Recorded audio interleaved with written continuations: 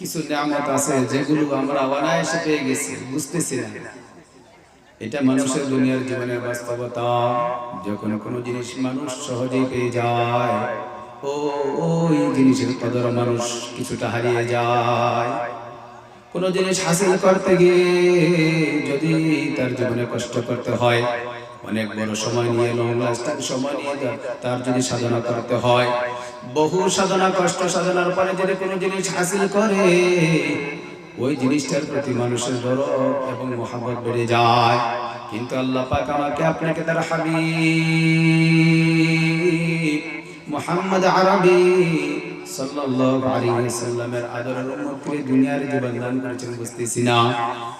বন্ধু, নিজেকে বুঝবার জন্য বলতেছি, ও ইমানদার মুসলমান, নিজের দিলটার ভিতরে তাকাই একবার বলুন, মন রে,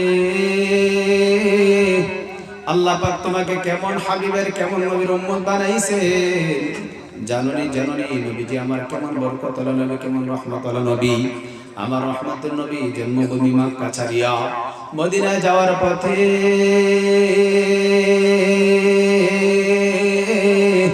মক্কা এবং মদিনার মধ্যবর্তী জায়গায় দেখতে পেলেন নবীজি একজন মধ্যবয়সী বুড়ি মানুষ বাস করতেছে। কুঠুরিতে কেউ নাই। নবীজি সাল্লাল্লাহু আলাইহি ওয়াসাল্লাম ঘরটার কাছে গেলেন। দীর্ঘ পথ সফর করার ফলে নবীজি ক্ষুধার্ত, পেটে খাবার নাই।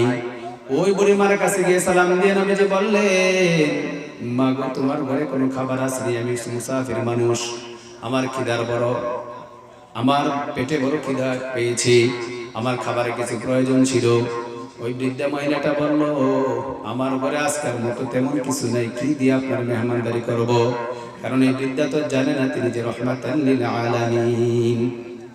নবীজি সাল্লাল্লাহু আলাইহি ওয়াসাল্লাম ওই বৃদ্ধা মহিলাটিকে বললেন, আচ্ছা তোমার ঘরে খাবার নেই, ঠিক আছে, কিন্তু খাবার খাওয়াতে পারবে এমন কোনো ব্যবস্থা আসেনি? তুমি কোনো গৃহপালিত পশু জীব পালো কিনা? ওই মহিলাটি বলল, ওই যে দেখুন একটা বকরি আছে, জীর্ণ শীর্ণ একটা বকরি আছে, যার গায়ের চামড়াগুলো হাড্ডির সাথে লেগে গেছে, পশমগুলো পড়তে শুরু করেছে, নিজের পায়ে ভর করে তেমন হাঁটতে পারে না, খাবার খাওয়ার জন্য মাঠ বিচরণ করতে পারে না। আমার এই বকরিটাই সম্বল, এর বাইরে কিছু নাই।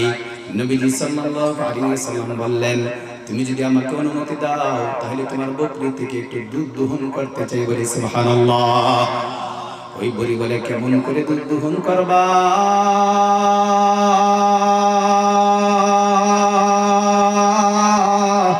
আমার বকরি তো নিজের পায়ে ভর করে হাঁটতেই পারে না, এই বকরি থেকে কেমন করে তুমি দুধ দহন করবা? নবীজি বললেন, বুড়িমা, তুমি যদি পারমিশন দাও আমি এই বকরিটাতে একটু হাত লাগাইতে চাই। বলি সুবহানাল্লাহ। আমার আল্লাহ তার হাবিবকে কত মহব্বত করেন, কত ভালোবাসেন। মক্কার আবু জাহেল বুঝলো না, আবু লাহাব বুঝলো না, উতাইবা সাইবা ওরা বুঝলো না। আরে পুরা কপালের দলেরা, রহমতের পরশ তারা হারাইনি। মদিনাবাসী রহমতের ভাগীদার হতে চলেছে। এই মরুভূমিতে বাস করা বৃদ্ধা মহিলাটি তো জানে না তিনি যে রহমাতুল লিল আলামিন। নবীজি বকরিটার কাছে গেলেন আর বললেন, মা গো, তোমার ঘরে থাকলে একটা বড় বালতি দাও, একটা বালতি বা একটা পেয়ালা দাও, একটা ভল দাও, একটা হাড়ি দাও, আমি হাড়িতে দুধ দহন করবো। বলি সুবহানাল্লাহ। নবীজি সাল্লাল্লাহু আলাইহি ওয়াসাল্লাম আল্লাহ পাকের নাম নিয়ে বিসমিল্লাহির রহমানির রহিম বলিয়া বকরির গায়ে যখন হাত লাগালেন, আমার আল্লাহ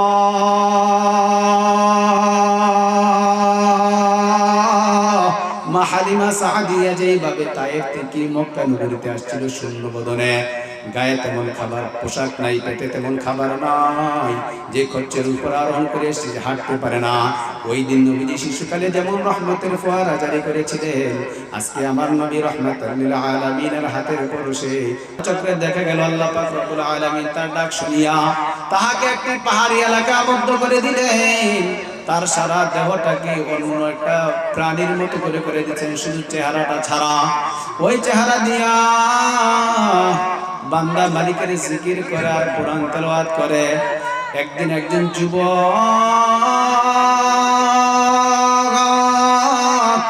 রাস্তা দিয়ে হেঁটে যাবার সময় দেখতে পেল পাহাড় থেকে কেমন যেন একটা কোরআনে কারিমের তেলাওয়াতের আওয়াজ আসে। মনটার ভিতরে একটা দোলা লাগলো। যুবক সামনের দিকে আগায়া গেল, গিয়ে ওই তেলাওয়াত শুনে আর তার সাথে সাথে করিয়া তেলাওয়াত করে। এইভাবে যুবক একদিন, 2 দিন, 3 দিন লাগাতার কয়েক মাস, বছর ব্যাপী যখন এইভাবে তেলাওয়াত শুনলো, সে তখন লক্ষ্য করে দেখতে পেল সূরা ফাতিহা থেকে শুরু করে সূরা নাস পর্যন্ত আল্লাহ পাকের কালাম তার পুরোটা মুখস্থ হয়ে গেছে। বলি সুবহানাল্লাহ। কিন্তু ওই বান্দা, ওই যুবক কোরআনে কারীমের হাফেজ হবার পর দিলের ভিতরে প্রশ্ন জাগলো, আরে আমি কোরআন শিখলাম কিন্তু কার কাছ থেকে শিখলাম? ওই মানুষটাকে তাই একবারের জন্য দেখলাম না। ওই মানুষটা যিনি আমাকে পাহাড়ের ভিতরে থাকিয়া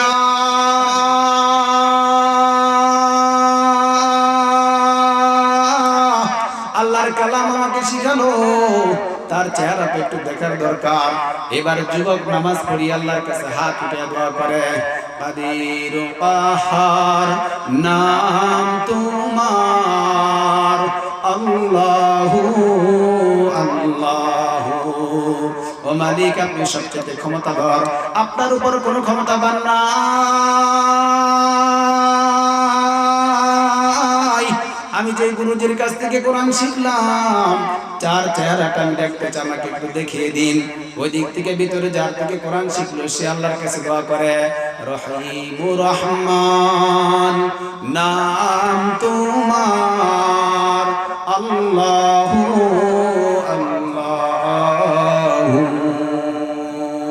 ওয়াদুদ সত্তার নাম তোমার, আল্লাহু আল্লাহু। ছাত্র বলে, মালিক আমার উস্তাদকে দেখতে চাই। উস্তাদ বলে, আল্লাহ।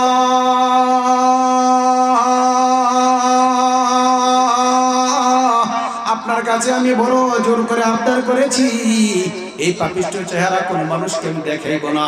আপনি না বড় দয়াবান, আপনি না বড় মায়াবান, মায়া করিয়া দয়া করে আমাকে মানুষের সামনে লজ্জা দিও না। আর ছাত্র বলে, মালিক আমি এমন কাদের পাহাড়ের কাছে হাত উঠাইলাম, এমন কাদের কাইয়ুমের কাছে হাত উঠাইলাম, তার কাছে কোনো জিনিসই অসম্ভব বলতে নাই। যিনি ইচ্ছা করলেই হয়ে যায়, বললেই হয়ে যায়, এমন মালিকের কাছে হাত উঠাইয়া কেউ তো বিমুখ হয়ে ফিরতে পারে না। একদিক থেকে সাগরের কান্দে, আল্লাহ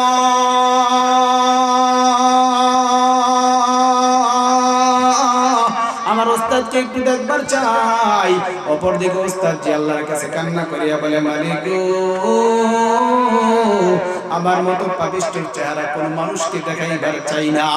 অবশেষে দেখা গেল মালিক মেহেরবানি করিয়া তার মোহাব্বতের মানুষটাকে আগের চাইতে সুন্দর সৌন্দর্য চরিত্রবান বানাইয়া মানুষের সমাজে ফিরাই দিয়েছে। বলি সুবহানাল্লাহ। আমরা আলোচনা করতেছিলাম নবীজি সাল্লাল্লাহু আলাইহি ওয়াসাল্লাম জন্মভূমি প্রাণের ভূমি মক্কা ছাড়িয়া মদিনায় যাওয়ার পথে এক দীর্ঘ করে এক বৃদ্ধা মহিলার মরুভূমিতে এই কুঠুরিতে নবীজি আশ্রয় নিয়ে আর গিয়ে কি বলছেন, মাগো আমি একটু খাবার খেতে চাই, আমার পেটে বড় খিদা। ওই জায়গাটাতে আমরা ছিলাম, ওই বুড়ি বৃদ্ধা মহিলা তিনি বলতেছেন, আমার ঘরে খাবার না, আমার সহায় সম্বল যা আছে এই যে কুঠুরিতে দেখেন আমার জীর্ণ শীর্ণ শুকায় একটা বকরি আছে, এছাড়া আমার কোনো আর ঘরে কিচ্ছু নাই। নবীজি বললেন, আল্লাহ চাইতে এর মাধ্যমে আমাদের খাবারের ব্যবস্থা হয়ে যাবে। বলি সুবহানাল্লাহ। নবীজি সাল্লাল্লাহু আলাইহি ওয়াসাল্লাম তার রহমতের হাতের পর যখন বকরির গায়ে ছোঁয়ালেন, আল্লাহ পাক তার রহমতের ফোয়ারা গুলো বকরির ভিতরে দান করে দিয়েছেন। বলি সুবহানাল্লাহ। নবীজি সাল্লাল্লাহু আলাইহি ওয়াসাল্লাম একটা পেয়ালা ভর্তি, একটা বালতি ভর্তি দুধ দহন করলেন, নবীজি পান করলেন। নবীজির সঙ্গী সফর সঙ্গী হযরত আবু বকর সিদ্দিক রাদিয়াল্লাহু তাআলা কে পান করালেন, ওনাদের খাদেম যারা ছিলেন ওনাদেরকে পান করালেন। এবার ওই বুড়িমাকে বললেন, বুড়িমা তুমি নিজেও পান করে নাও। বুড়ি দেখে তো অবাক হয়ে গেল, কেমন করে দুধ আসলো? নবীজিকে চিনতে পারতেছেন না। এবার জিজ্ঞেস করতেছেন, আপনি দুধ কোথা থেকে পেলেন? নবীজি বলেন, আমি পাইনি, আমার আল্লাহ তোমার বকরিতে দিয়েছে। বলি সুবহানাল্লাহ। নবীজি সাল্লাল্লাহু আলাইহি ওয়াসাল্লাম বলেন, তুমি যদি চাও আবার দহন করিয়া তোমার ঘরে দিয়ে যাব, তোমার ঘরের লোকদেরকে তুমি খাওয়াইবা। বলিতে বলে, বেশ ভালোই হয়, অভাবে আছি, খাবার দাবার এমন ঘরে নাই, দুধ দহনের ব্যবস্থা হলে একটু ভালোই হয়, একটু দহন করে দিয়ে যাও। নবীজি সাল্লাল্লাহু আলাইহি ওয়াসাল্লাম দ্বিতীয়বার আবার দহন করে এক বালতি ভরপুর করিয়া দুধ তার ঘরে দিয়ে নবীজি মদিনার পানে চলে গেলেন।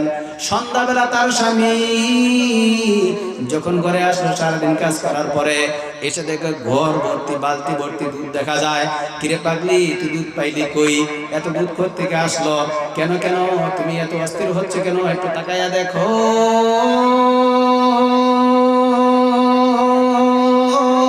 ওই যে তোমার জীর্ণ বকরি, যেটা নিজের পায়ে ভর করে হাঁটতে পারতো না, আজকে দুপুরবেলা দেখলাম একজন যুবক, কত সুন্দর যুবক তুমি জানো নি, যার চেহারা দেখলেই শুধু দেখতে মনে চায়, যার সৌন্দর্য এত সুন্দর,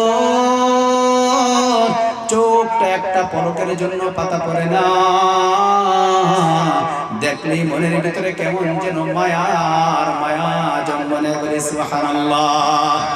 এই চেহারা তো পবিত্র, যে চেহারা দিক তাকাইলে দুনিয়ার মোহ মায়া সব কিছু ভুলে যাই। বলি সুবহানাল্লাহ। ওই মহিলাটির নাম হলো উম্মে মাবাদ, আর ওই পুরুষের নাম হলো উম্মে আবু মাবাদ।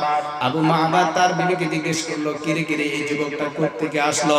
বুড়ি তো বলতে পারে না, বলে যে আমি দেখলাম তার সাথে 2-3 জন লোক আছে, মদিনার পানে লোকটা যাইতেছে, এর বেশি কিছু আমি জানি না। আমার ঘরে এসে খাবার চাইলো, খাবার নাই, দিতে পারি না। তখন এই যুবক বলল, যদি তোমার ঘরে কোনো কিছু থাকে আমাকে সেটাই দেখিয়ে দাও। আমি এই বকরিটা দেখাইলাম, আর যখন এই লোকটা বকরির পা গায়ে হাত পরশ গুলালো, সাথে সাথে দেখলাম বকরিটা তরু তাজা দুধে ভরপুর হয়ে গেল। বলে সুবহানাল্লাহ। দান করেছেন কি? বলেন, দান করেছেন কি? কেন দান করেছেন? কেন দান করেছেন? নবীজি সাল্লাল্লাহু আলাইহি ওয়াসাল্লামের শানে আমার আল্লাহ বলেন, ওমা আরসালনাকা ইল্লা রাহমাতাল লিল আলামিন। ও হাবিব আমার, আমি আল্লাহ আপনাকে জগৎবাসী সকল কায়নাতের জন্য রহমত করে বানাইছি। বলি সুবহানাল্লাহ। আরো জোরে বলি সুবহানাল্লাহ। আমার নবীজি যেখানে যান সেখানে রহমতের ফোয়ারা জারি হয়ে যায়। বলি সুবহানাল্লাহ। ওই দিনের ঘটনার পর যে বৃদ্ধা মহিলা, তার বকরি নিয়ে তেমন আশা করবার মতন সুযোগ ছিল না, সম্ভাবনা ছিল না। ওই বৃদ্ধা মহিলা বলে, বকরি সাধারণত বাঁচে 6 থেকে 7 বছর। কয় বছর? এই প্রত্যেকটা প্রাণীর জীবের কিন্তু একটা গড় হায়াত আছে, গড় আয়ু আছে। কি আছে বলেন? গড় হায়াত আছে, গড় আয়ু আছে। গড় আয়ু আমরা মানুষের বর্তমানে 70 থেকে 75। এর বাহিরে যারা বাঁচে খুব কম লোক, 80-90 বছর বাঁচে, এরকম লোক সংখ্যা খুব কম। গড়ে যেটা বাঁচে সেটা হলো 70 থেকে 75। এই গড়ের ভিতরে বেশি। প্রত্যেক প্রাণীকুলের এরকম একটা হায়াত আছে।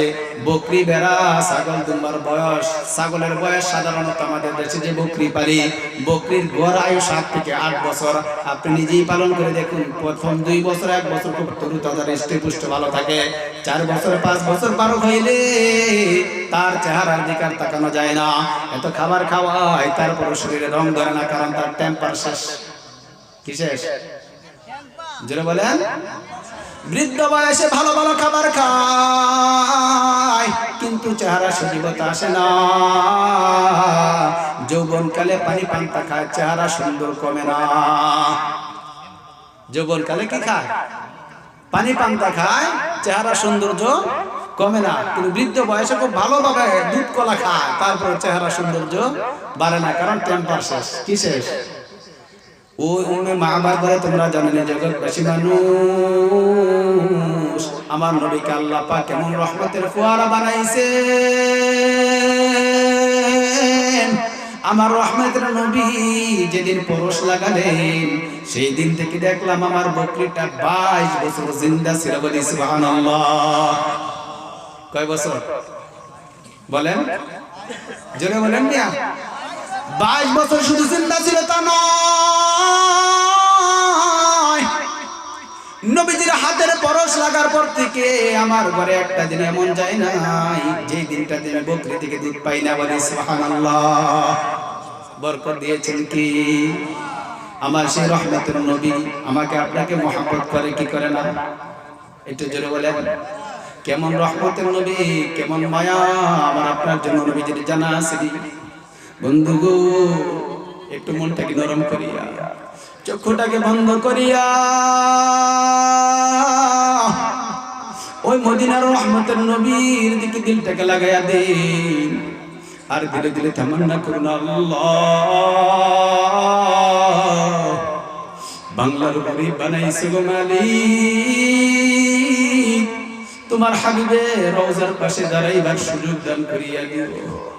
ও বন্ধু, আমার আপনার হাবিব, আল্লাহ পাকের হাবিব, আমার আপনার রহমতের নবী আমাকে আপনাকে কত মহব্বত করে জানা আছে। জিবরিল আমিন তো কত খবর নিয়ে, কত নিউজ নিয়ে নবীদের কাছে আসে। একদিন ঈশা জিবরিল আমিন বলতেছেন, ইয়া রাসূলুল্লাহ, আপনার কাছে একটা খবর নিয়ে আসতাম, তবে ভয় লাগতেছে। কেন রে, কেন ভয় লাগে? কিসের ভয় লাগে? নবী গো,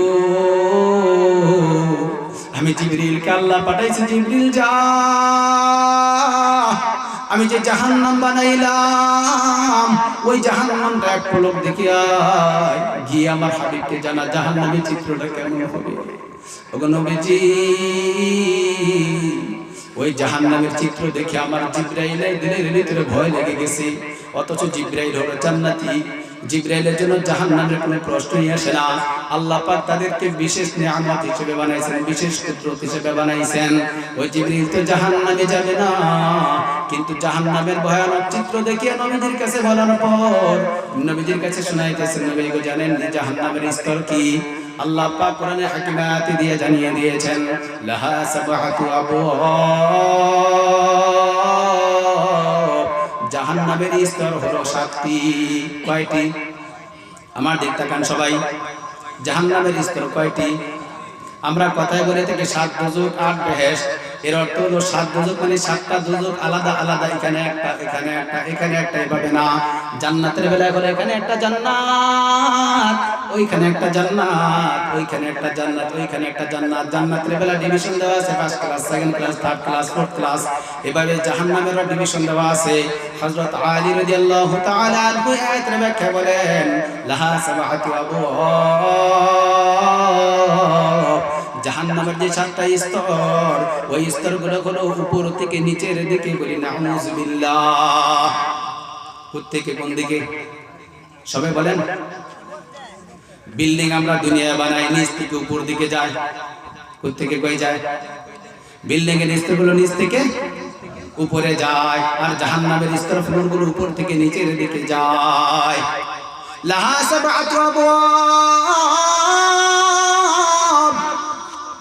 জিবরিল আমিন নবীজিকে বলেন, ওগো আল্লাহর হাবিব, আমার আল্লাহ জাহান্নাম নামক বিভীষিকাময় যে ঘরটা বানাইছেন, ওই জাহান্নামের স্তর হলো 7টা। উপর থেকে নিচের দিকে 7টা যায়। প্রথম ফ্লোর, দ্বিতীয় ফ্লোর, তৃতীয় ফ্লোর, চতুর্থ ফ্লোর, পঞ্চম ফ্লোর, ষষ্ঠ ফ্লোর, সপ্তম ফ্লোর। সপ্তম ফ্লোরে গিয়ে শেষ, এরপর আর জাহান্নাম নাই। এটা হলো জাহান্নামের তলা। নবী গো জানেননি কারা কোন জায়গায় থাকবে? নবীজি বলেন, তুমি বললেই তো হয়। এবারে জিবরিল বলতেছে, নবী গো, সপ্তম ফ্লোরে জাহান্নামের গ্রাউন্ড ফ্লোরে তলাতে জাহান্নামের জমিনে থাকবে মুনাফিকরা। বলে নাউযুবিল্লাহ। কারা থাকবে? কারা থাকবে? হ্যাঁ জোরে বলেন, কারা থাকবে? ইন্নাল মুনাফিকিনা ফিদ দারকিল আসফালি মিনান নার। আমার মহান মালিক আল্লাহ তার পবিত্র কালামে বলেন মুনাফিক যারা তারা থাকবে জাহান্নামের জমিনের ভিতরে, বলেন আউযুবিল্লাহ। জাহান্নামের বিছনা যেখান থেকে জাহান্নাম শুরু শেষ হলো সেখানে থাকবে মুনাফিকরা, বলেন আউযুবিল্লাহ। মুনাফিক কাদেরকে বলা হয়? যারা নিজেদেরকে মুমিন বলে পরিচয় দেয় কিন্তু দিলের ভিতরে ঈমান নাই, যারা নিজেদেরকে মুসলিম বলে পরিচয় দেয় কিন্তু নিজের দেহের ভিতরে ইসলাম নাই, এদেরকে বলে মুনাফিক। বলেন এদেরকে বলে কি? যারা নিজেদেরকে মুমিন হিসেবে পরিচয় দেয়, বলে আমি মুমিন, আমি মুসলমান, কিন্তু নিজের ভিতরে কি নাই? বলেন ঈমান নাই, ইসলাম নাই, ঈমান নাই। এরকম লোক কিন্তু নবীজির যুগেও ছিল। নবীজির পিছনে নামাজ পড়ছে। বন্ধুগো কথা বললে তো লম্বা হয়ে যায়। জাহান্নামের সপ্তম ফ্লোরের কথাটা বলতে গিয়ে একটা ঘটনা মনে পড়লো। মুনাফিক সর্দার আব্দুল্লাহ ইবনে উবাই ইবনে সালুল সে নবীজির পিছনে নামাজ পড়ে, লম্বা লম্বা দাড়ি, গায়ে জুব্বা, মাথায় পাগড়ি, নিজে বলে মুসলমান কিন্তু বাইরে গিয়ে বলে ইহুদিদের সাথে পরামর্শ করে কিভাবে নবীজিকে মারবে, বলে নাউযুবিল্লাহ। মসজিদে নববীতে নবীজির পিছনে দাঁড়িয়ে নামাজ পড়ে, কিন্তু মসজিদ থেকে বের হলে গিয়ে বলে ইসলামকে কিভাবে ধ্বংস করা যায়। তার মানে মুখে এক ভিতরে আর একটা, মুখে একটা ভিতরে, চেহারা লাগাইছে ইসলাম, দিলের ভিতরে হলো শিরকি। দিলের ভিতর কি? এরকম লোক জমিনে এখন আসেনি? হ্যাঁ, আলেম আমাদেরকে দেখলে বলে আসসালামু আলাইকুম, হুজুর ভালো আছেননি? ভালো। সালাম দিলে বলে ভালো আছি। কথাবার্তা আচার আচরণ ভালোই বুঝায়, কিন্তু মাঝে মধ্যে দিনের খাতিরে কোনো কথা বললে বলে হুজুররা এত কথা বলে কেন? হুজুররা, হ্যাঁ শুনেন, হুজুররা বুঝে নিয়েন আলেমদের কথা যাদের কাছে ভালো লাগে না এরাও মুনাফিকদের কাতারে। কোন কাতারে? এরাও কোন কাতারে? মুনাফিকদের কাতারে। মুনাফিকদের ঠিকানা হলো আল্লাহ পাক নিজেই বলেন লাহা সাবআতু আবওয়াব। ওই আয়াতের শেষে, ওই আয়াতের পরে আল্লাহ পাক রব্বুল আলামিন ডিভিশন হিসেবে আলাদা আলাদা ভাগ করতে গিয়ে কে কোথায় থাকবে তার জন্য মুনাফিকদের নাম নিয়ে আল্লাহ পাক নিজেই বলেছেন ইন্নাল মুনাফিকিনা ফিদ দারকিল আসফালি মিনান নার। মুনাফিকরা থাকবে জাহান্নামের অতল গভীরে, বলে নাউযুবিল্লাহ। 2 নাম্বার ষষ্ঠ ফ্লোরে কারা থাকবে? নবীজিকে এবার তারা বললেন মুশরিকিনরা, তারা ষষ্ঠ ফ্লোরে থাকবে। 6 নম্বর ফ্লোরে জাহান্নামে 6 নম্বর ফ্লোরে থাকবে মুশরিকিনরা। 5 নম্বর ফ্লোরে থাকবে সাবিরা। 4 নম্বর ফ্লোরে থাকবেন মাজুসিরা। 3 নম্বর ফ্লোরে থাকবেন 3 নম্বর ফ্লোরে থাকবে নাসারারা। আর 2 নম্বর ফ্লোরে থাকবে উপরের দিক থেকে 2 নম্বর ফ্লোরে থাকবে 3 নম্বর ফ্লোরে থাকবে ইহুদিরা। 2 নম্বর ফ্লোরে থাকবে নাসারারা। এইভাবে একের উপর এক স্টেপ বলিয়া 1 নম্বরে কারা থাকবে বলে না? উপরে একটা আপার লেভেল, যেটা আপার লেভেল, যেটা মানে উপরে জাহান্নামের যেটা একদম উপরের লেভেল, এটা হলো জাহান্নামের তলা। শাস্তির দহন যন্ত্রণা শুরু হলো নিচের দিক থেকে। সেখান থেকে সিরিয়ালে বলতে বলতে 6টা বলছে জিবরাইল আমিন, বইটা আর কিছু বলে না। নবীজি জিজ্ঞেস করেন জিবরাইল তুমি বলো না কেন? ছেড়ে দিচ্ছি। জিবরাইল বলেন নবী গো, প্রথম ফ্লোরে যারা থাকবে এদের নাম বলতে গিয়ে আমার কাছে লজ্জা লাগে। বলে কেন লজ্জা লাগে? এবার জিবরাইল আমিন বললেন ওগো আল্লাহর হাবিব, আল্লাহ পাক আমি জিবরাইলকে বলে পাঠাইছেন আপনার উম্মতের গুনাহগার, ফাসিক, ফুজ্জার, বেনামাজি, বেআমলি, যারা নিজেদেরকে ঈমানের দাবি ধরছে কিন্তু ঈমান আনছে বটে, ইসলাম নাম দিয়েছে বটে মানে নাই, মসজিদ বানাইছে বটে নামাজ পড়ে নাই, মাদ্রাসার জন্য দান অনুদান দিছে বটে ভালো কাজে যায় নাই, ঈমান আছে কিন্তু ঈমানের সাথে তার হাকিকত নাই, ঈমানের হাকিকত নাই।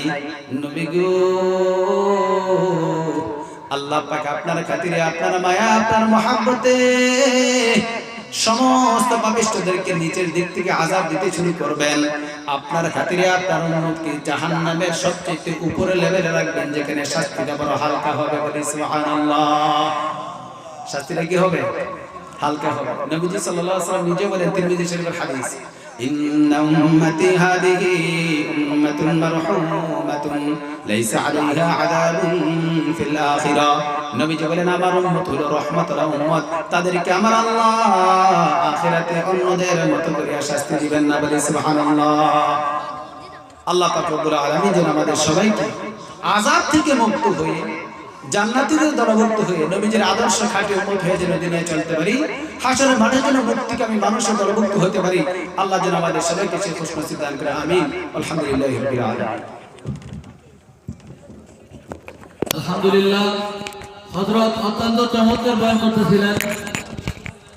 এই পর্যায়ে আপনাদের সম্মুখে কুরআন ও হাদিস থেকে তাকরীর নিয়ে আসছেন সারা বাংলার আলোড়ন সৃষ্টিকারী বক্তা, বিশিষ্ট ইসলামী চিন্তাবিদ হযরত